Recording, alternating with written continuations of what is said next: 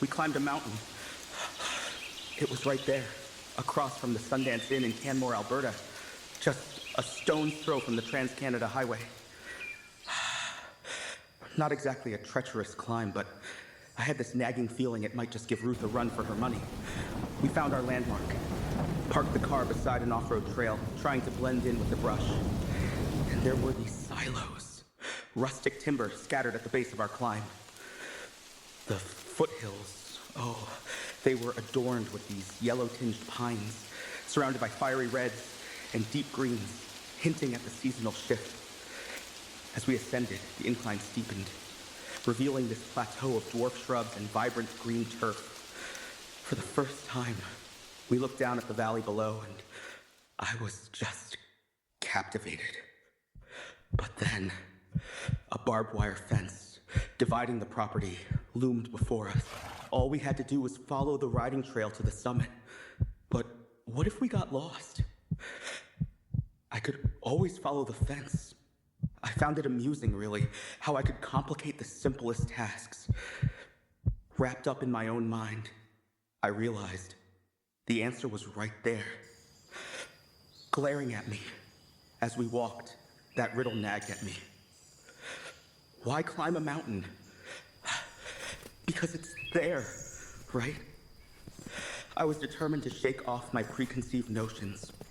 It was time to embrace the climb, to grasp what life had to offer. And then, for the first time on this trip, Ruth let me hold her hand. It's not like I couldn't get along fine without you, you know. Your mother said you behave like a gentleman and a scholar. I'm just making sure you stay true to your word. We wandered up the winding mountain trail, each step feeling heavier, until it ended abruptly, like a sudden cliffhanger. I could scarcely remember that rocky terrain from my previous climb. But oh, I did recall the quarry industrial site near the base, a faint glimmer of civilization lurking in the shadows of this daunting mountain.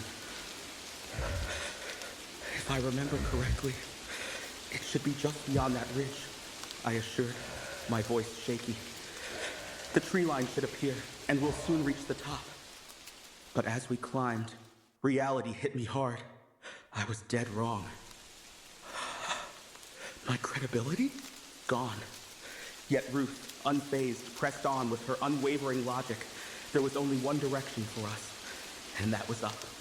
Every nook and cranny began to blur together, a dizzying maze of uncertainty. I climbed up a narrow cleft, onto a ledge that revealed the towering cliffs and crags looming above us. My heart sank, dread pooling in my stomach as I realized the truth. We were on the wrong mountain. By that time, Ruth was already grappling up the steep incline, and I quickened my pace, panic creeping in. The towering mountain felt like it was closing in on us. For a moment, I longed for the open skies, the safety of the known. I felt so utterly alone. Look, Matt, a hand glider. Ruth called, her voice cutting through the fog of fear. But I couldn't shake the feeling that danger was lurking just beyond our sight. I hurried up to Ruth's side, my heart racing as I caught a glimpse of the looming mountains.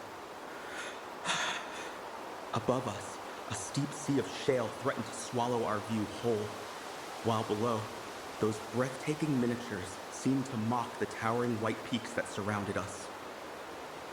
I stood there, my spirit trying to find peace in the chaos. Ruth, I've been meaning to tell you, it seems there's been a mistake. This isn't the same mountain. I mean, I'm really unsure of the terrain, and it's getting late. There's no telling when we'll reach the top, I pleaded, fear creeping into my voice. Well, I'm no quitter. I'm willing to go the distance. How about it? Ruth implored, her determination shining through. I couldn't argue with that. I'm no quitter either. We trudged our way up the shale steep, but then the ground leveled off. A ramp jutted out over a deep gorge, the very place where the glider took his leap. In the distance, clouds gathered ominously, obscuring the sun's glorious rays. As we hiked up that loose shale incline, the sun broke through with a single radiant beam, illuminating our climb like a heavenly spotlight. I thought to myself, Ruth's enthusiasm might soon be crushed, yet I couldn't help but admire her spirit. Her optimism could only last so long, but I was a realist, bracing for the worst. It felt wrong to call off our climb if we both weren't on the same page. Besides, it wouldn't be sportsmanlike. For what felt like an eternity, our climb seemed utterly pointless. Shale, shale, and more shale. When would it end? But still, we pressed on. I stopped for a breather, but Ruth just brushed right past me. Our petty tug of war, it was more than I could stand, but I was determined I had to win her affection. For the brief amount of time I'd known Ruth, I was deeply infatuated with her, yet I was so afraid that my affection would go unrequited. I glanced at my watch. It was 6:30, but the sun seemed so bright, almost mocking me. With one final kick, I scrambled to Ruth's side in hot pursuit. All right, you wanted to climb this mountain. You better listen up. We've got another hard hour's climb ahead of us, plus another 7 back down. We've got to keep our eyes open for a place to camp, just in case we get caught up here. Let's face it, we can't climb in the dark. I charged. Ruth's face. It broke into this sexy but patronizing smile. I meant business. Like a bird of prey, I stalked her every move. I was waiting for the moment she'd be most vulnerable. Then I would sweep her off her feet.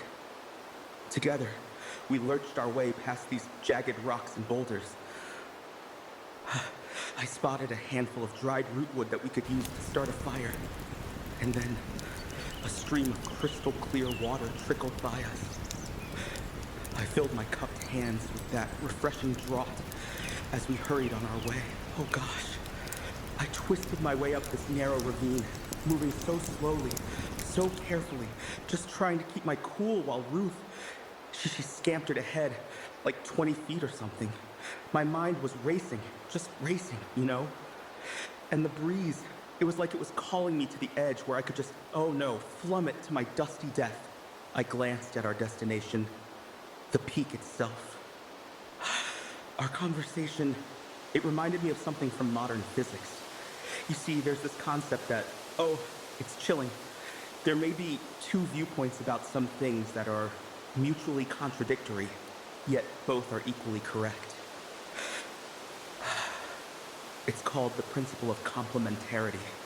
For the fullest understanding, we must approach these phenomena from two different perspectives. Each viewpoint, alone, tells only half the truth. The sun was shining bright now, but it was sinking towards the horizon, while darkness began to creep in beneath us.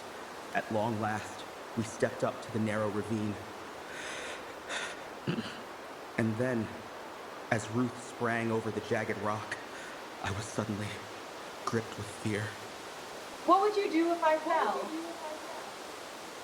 She shouted.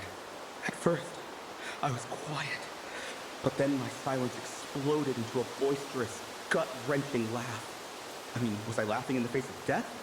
Or at my own audacious decision to finish the climb? I was terrified. Ruth scurried nearly 10 feet ahead, and then waited. Don't look down. Just keep climbing. She called. I twisted my way up that narrow ravine, slow and steady to where she was standing. Again, she scampered ahead for about 20 feet. My mind raced with concentration. But the breeze, it felt like it was beckoning me to the edge, where I might plummet to my dusty death. The fear, it was overwhelming. A soft drizzle began just as we were settling in, not heavy, just persistent. Like the mountain couldn't make up its mind whether to punish us or just test our patience. The rocks were slick now, the air wet and cold enough to sneak through every gap in our layers. I think the moss lied to us. Ruth said quietly, brushing water off her sleeve. It's wetter than it looked. Yeah, I muttered. False advertising. We barely moved. Movement meant losing warmth, and oh boy, did I feel that chill creeping in. Numbness across my fingertips, my legs damp, and the seat of my jeans soaked through. Every breath puffed out a faint cloud, while each gust of wind cut a little deeper. Ruth shivered beside me, trying to hold it in, like it was some kind of challenge. I shifted to shield her from that pesky breeze rolling up from the ravine. She didn't say a word, but she leaned in just a bit. I mean, I was already cold. Giving up what little warmth I had, not the smartest move, but it felt right, just because someone had to do it. I'm sorry, I said, for dragging us up here. Ruth tilted her head, raindrops catching in her hair. You didn't drag me. I walked. And then there was this creak in the air. The wind pushed through a stand of pines, low and eerie like an old ship under strain. Water trickled somewhere below us, faint but steady. The mountain was alive with tiny, restless noises. Do you hear that? I asked. What a moment. What a relief it is to just be here, sharing this experience together. Yeah. Sounds like everything's moving except us. Though I wasn't sure if she saw. The clouds thickened, muting the stars to a pale blur behind fog. Our world shrank down to just a patch of wet moss and two tired souls, too proud to say much. I unzipped my coat, shifting it around to cover her more. She didn't argue. You don't have to do that, she whispered. Another pause. She hugged her knees to her chest. This is going to sound weird, but I don't actually mind it. Being wet and cold, being out here. I don't know, it just feels real. I know. I didn't mention I was freezing, or that my fingers felt like stone, or that my back ached from sitting twisted around her to block the wind. It didn't seem necessary. There was no grand moment, no music, no big realization, just the sound of the mountain breathing around us, and a slow understanding blossoming that we were going to get through this together, cold, tired, unsure, but together, in the way that truly mattered. What a relief.